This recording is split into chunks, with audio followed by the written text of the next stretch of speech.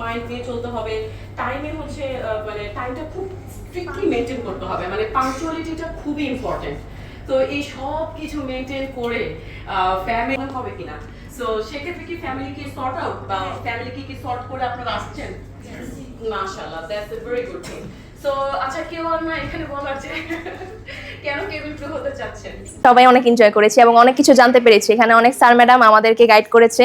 খুব ভালো লেগেছে, খুবই খুবই অসাধারণ। সুন্দর একটা সেমিনারের আয়োজন ছিল আজকে জবওয়ের পক্ষ থেকে, সো খুবই ভালো লাগছে এখানে পার্টিসিপেট করে। আসলে এই দিনটি অনেক জল্পনা কল্পনার পর এসেছে।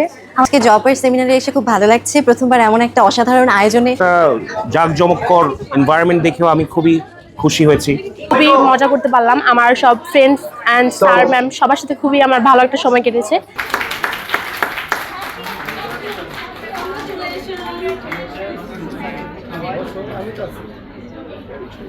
কংগ্রাচুলেশন, জবওয়ে একটা জোরে করতালি হবে।